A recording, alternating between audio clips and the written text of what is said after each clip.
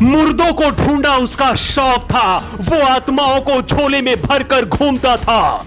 खंडहर, कब्रिस्तान और मुर्दा घर जाता, मरे हुए लोगों से बात करता था। उसे बनना था देश का पायलट। फिर भूतों की दुनिया में कैसे पहुंचा गौरव तिवारी?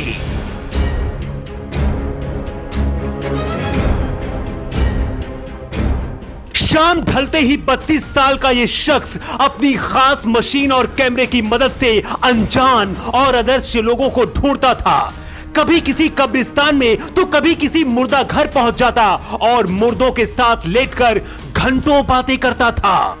गौरव तिवारी ना तो सनकी था, ना पागल था और ना ही बेवकूफ था। भारत का इसे सबसे बड़ा भूतों का शिकारी कहा जाता है।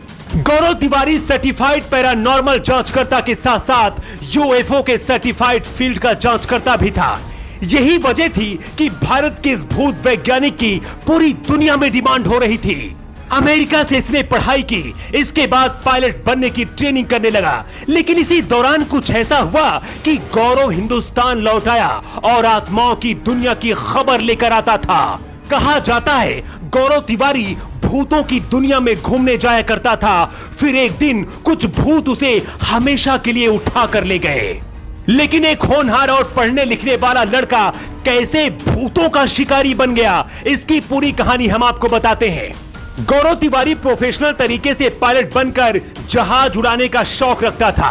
कहते हैं इसी ट्रेनिंग के दौरान अमेरिका के जिस किराए के घर में गौरव रहता था, वहां गौरव को कुछ अजीब सी हरकतें महसूस हुई थी। गौरव को लगा था कि यहां कोई अदृश्य शक्तियां हैं। बस इसी एक चीज की वजह से गौरव पैरानॉर्मल सब्जेक्ट लेकर यानी कि भूत प्रेतों पर रिसर्च करने लगा। दिल्ली का रहने वाला गौरव तिवारी 2006 में अपनी पायलट की ट्रेनिंग छोड़कर भारत आ गया। गौरव ने अपनी टीम के साथ 6000 से ज्यादा हॉन्टेड प्लेस की तफ्तीश की। ऑस्ट्रेलिया के एक रियलिटी हॉरर शो का हिस्सा भी बने। इसके अलावा हिंदुस्तान में कई टीवी शो में भी काम किया। गौरव ने टेंगो चार्ली जैसी बड़ी फिल्मों में भी काम किया। गौरव तिवारी हमेशा ऐसी जगहों पर जाता था जहां का नाम सोचकर भी लोग कांप उठते हैं, रात भर नींद नहीं आती। मुर्दों के बगल में लेटकर गौरव तिवारी बातें करने लगता था और पूछता था कि आखिर मरने वाला इंसान अब कहां है और क्या कर रहा है। गौरव तिवारी साइंस के आधार पर बात करता था। भूतों की जो परेशानी होती थी उसे पूरा करता था। जो आत्माएं नहीं मानती थी उन्हें गौरव तिवारी अपने झोले में कैद कर लेता था। गौरव ने इस काम के लिए एक पूरी टीम बनाई थी जो काम करती थी। 2015 आते आते गौरव को दुनिया भर के लोग जानने लगे थे। लेकिन आत्माओं के जाल में खुद धीरे धीरे गौरव फंसने लगा। और फिर 6 जुलाई 2016 को अचानक से गौरव की लाश उसके बाथरूम में मिली।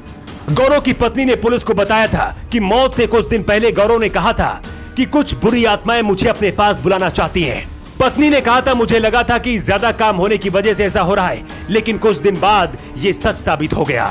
गौरव की जब मौत हुई उस दौरान घर में पत्नी और परिवार के लोग भी थे। गौरव के गले में फांसी के फंदे का निशान था, लेकिन परिवार का कहना है कि घर में कुछ ऐसा नहीं हुआ था जिसकी वजह से गौरव खुदकुशी कर ले। करीब 7 साल बीत जाने के बाद आज भी पुलिस अब तक गौरव की मौत की वजह नहीं जान पाई है।